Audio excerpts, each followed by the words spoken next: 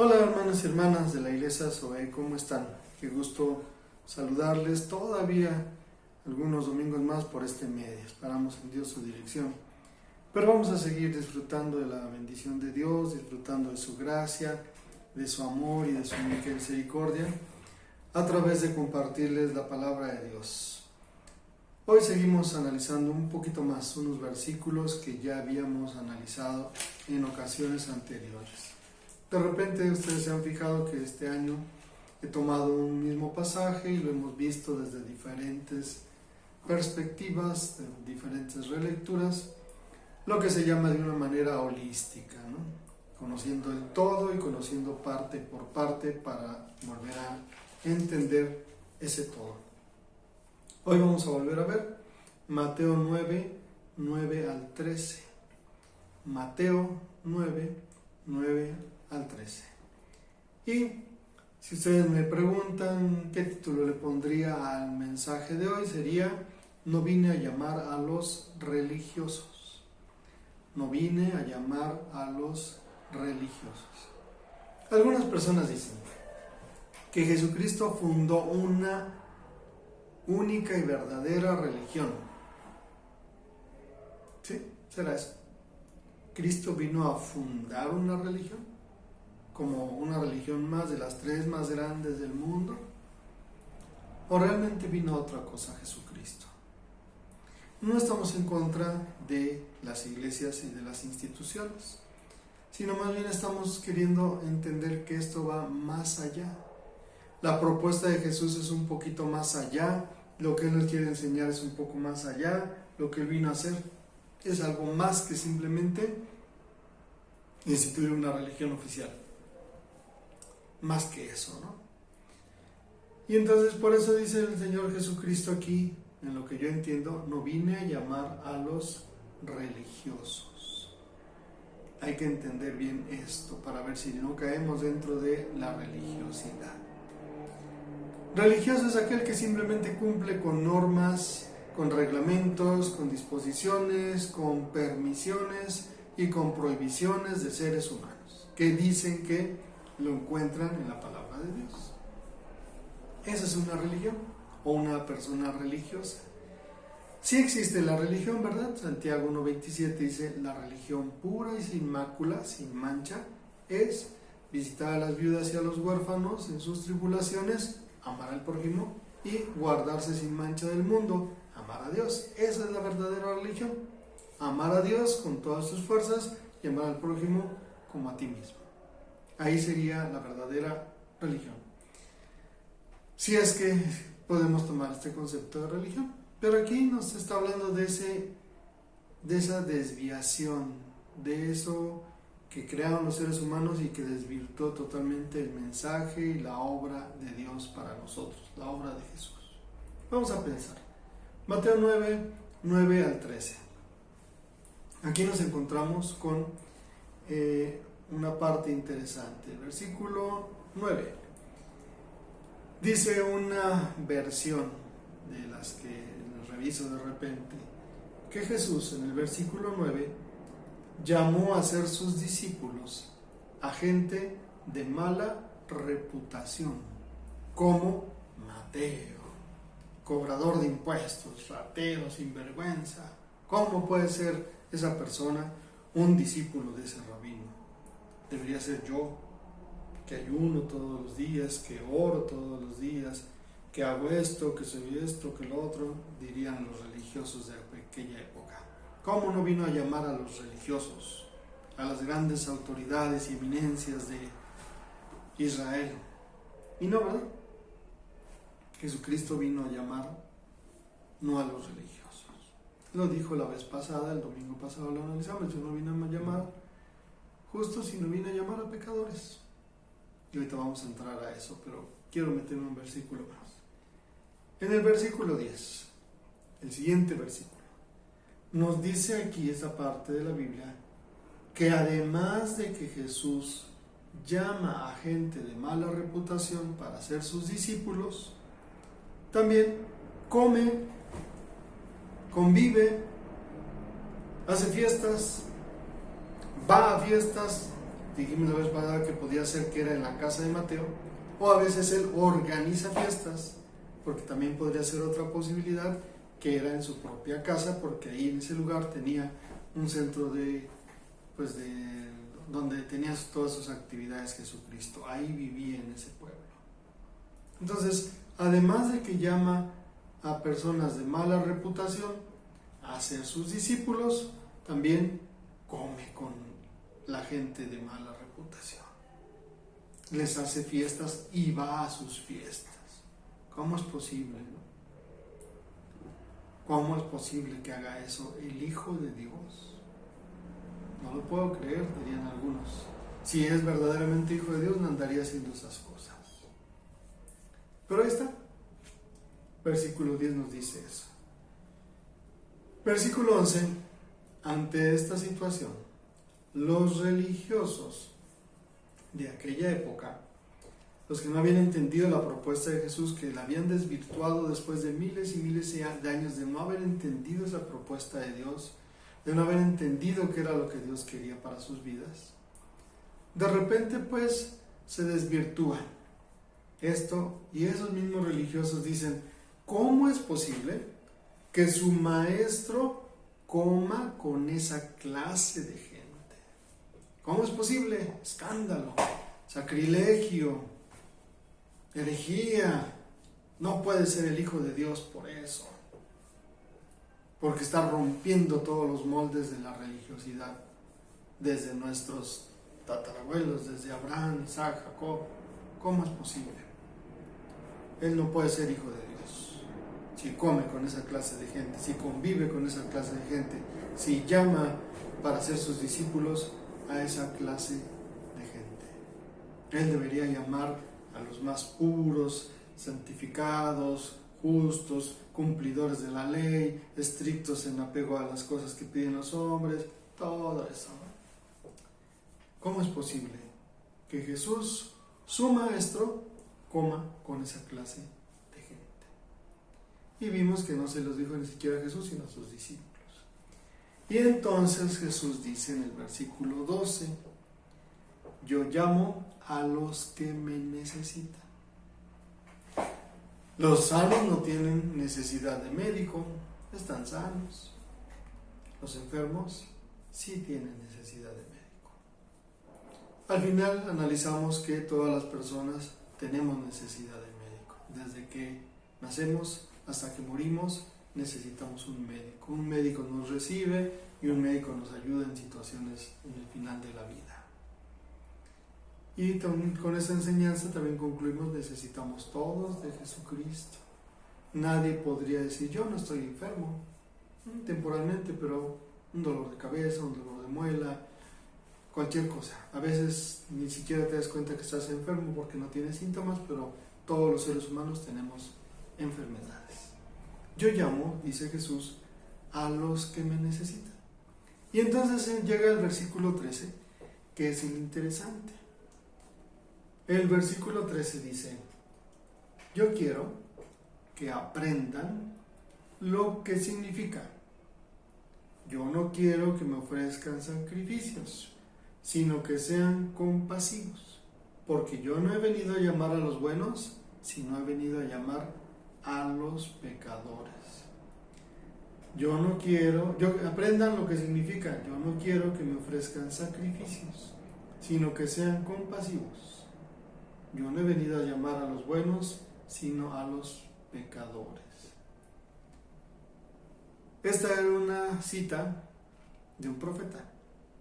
Vamos a estudiar unas cosas aquí y luego nos vamos rapidito con el profeta. El profeta Oseas, capítulo 6, versículo 6. Estoy mirando la computadora donde tengo el texto.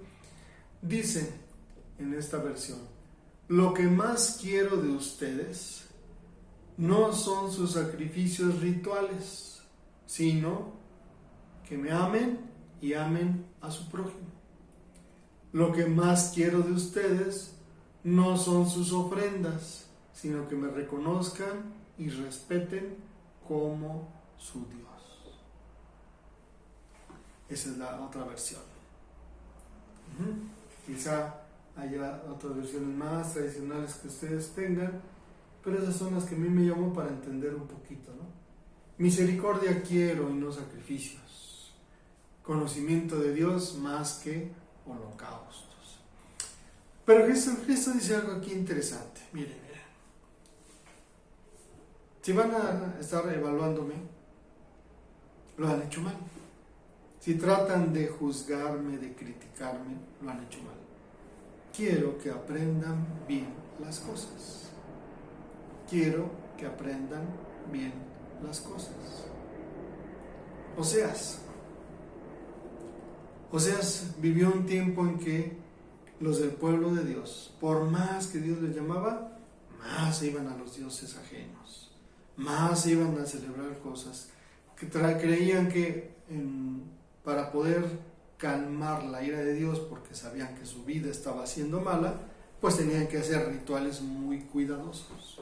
Que tuviera esto, que tuviera aquello, este color, esta medida, esta forma, este símbolo, este detalle. Todo tiene que ser muy cuidadoso porque pues por acá ando haciendo cosas que no debería hacer. Algo así estaba pasando en tiempo de Oseas. Y a través de Oseas Dios les decía: yo los amo y trato de establecer una relación de amor con ustedes tan fuerte, tan profunda, tan estrecha, pero lo que hacen ustedes es irse tras los dioses falsos y hacer todas esas cosas que me lastiman. Aprendan, dice el versículo en griego en Mateo 9:13. Vayan y aprendan, dice, ¿no? Pero en realidad en griego dice: mientras van, aprenden. Mientras van, aprenden. Vayan, yendo, dice en el idioma original. Mientras vas haciendo tu vida, mientras vas desarrollando tu vida, mientras vas viviendo, aprende. Aprende. Mientras vas viviendo. Es decir, sé sabio. Les he comentado que los judíos manejaban 3 niveles. La base es el conocimiento. La ignorancia no sirve de nada. El conocimiento es solamente la base. La inteligencia es la capacidad de aprovechar ese conocimiento. Y la sabiduría es la oportunidad de administrar inteligentemente ese conocimiento que tenemos. Por eso dice: mientras viven, aprendan. Mientras viven, sean sabios y entiendan lo que la vida les dice para convertirse en personas sabias. No simplemente envejecer y ya, ¿no? Hay personas que maduran y se vuelven sabios, pero hay personas que solo envejecen y siguen siendo como niños o como adolescentes. Mientras vives, aprende, dice Jesús. Ese aprendan es un imperativo presente, es una orden. Dice Jesucristo: antes de nada, aprendan bien los versículos de la Biblia, no nada más de memoria.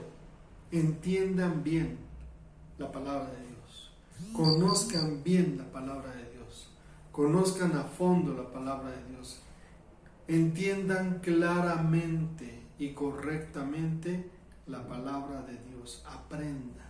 ¿Cuándo? Hoy, mañana y siempre. Nunca se acaba de aprender la palabra de Dios, porque las situaciones de la vida te las enseñan de manera diferente.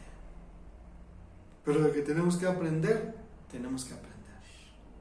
No memorizar reglas, no memorizar condiciones humanas, sino aprender bien los versículos, corregir aquello que no hemos aprendido bien y meternos en aprender bien las cosas que Dios quiere que aprendamos. Eso dice Mateo 9:13. Y eso le dijo Jesús a los religiosos, a los expertos doctores de la ley, a los expertos intérpretes de la ley, a los cumplidores fieles y puntuales y estrictos de la ley. A ellos les dice: ¿saben qué? Mejor aprendan lo que verdaderamente significa. Aunque va un poquito más allá. En el idioma original en griego no dice lo que significa, sino dice lo que es. Aprendan lo que es misericordia quiero y no sacrificios.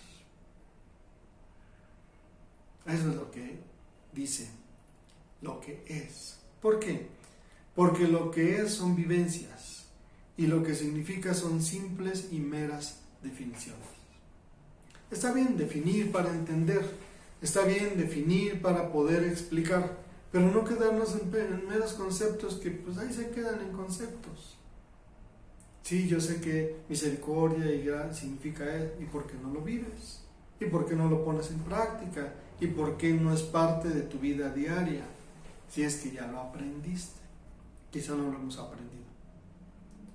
O quizá nos falta aprenderlo mejor, o como Jesús espera que lo aprendamos. Ahí dice, ¿verdad?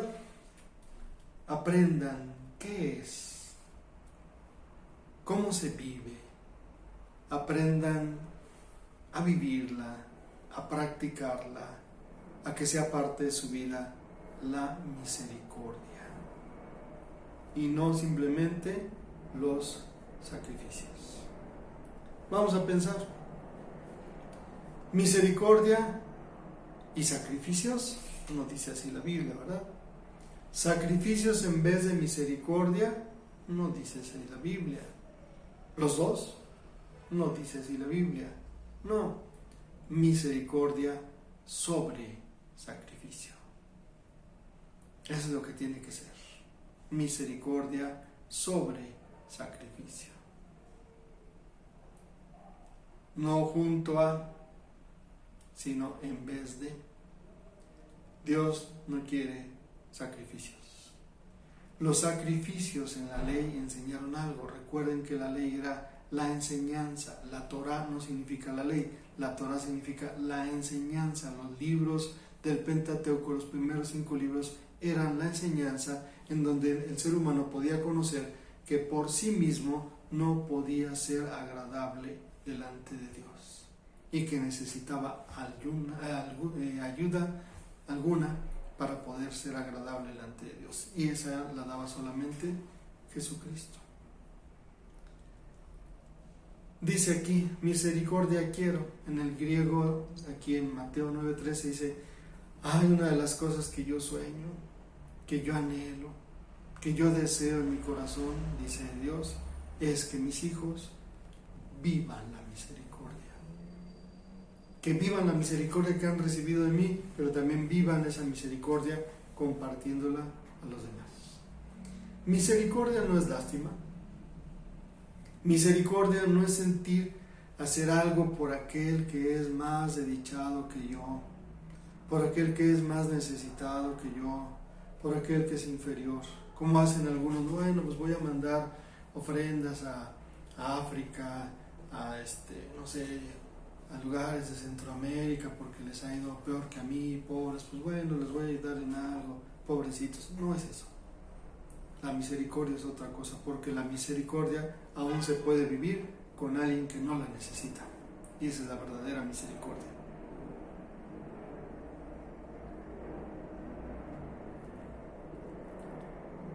Yo sueño, dice Jesús, Dios, yo anhelo, yo deseo que los seres humanos entiendan lo que es la misericordia y no se llenen de una vida de estar ofreciendo sacrificios y sacrificios y sacrificios y sacrificios.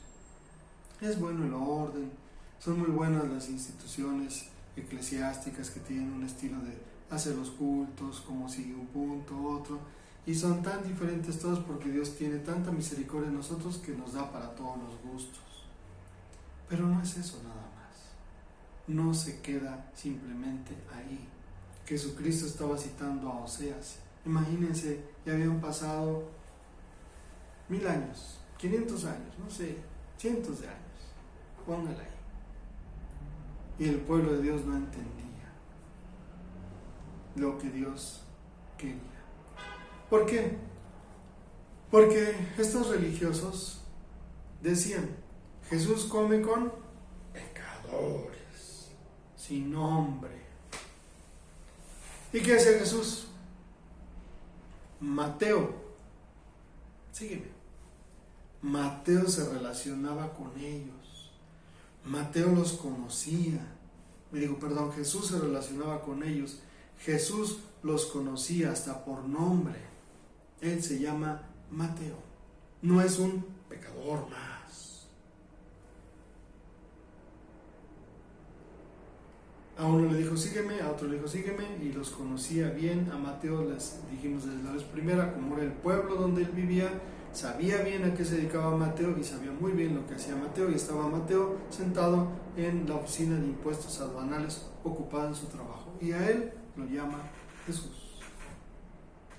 No era un pecador sin nombre, sino era un discípulo bien conocido por Jesús. Aprendan eso, decía Jesús, que a mí no me interesan los sacrificios, ni los rituales en los templos, ni las tradiciones eclesiásticas hechas puntualmente. Yo lo que quiero es esa vida de misericordia de mis hijos, unos con otros. Y por eso él aclara, yo no he venido a llamar. Podríamos hablar muchas cosas, pero quiero terminar.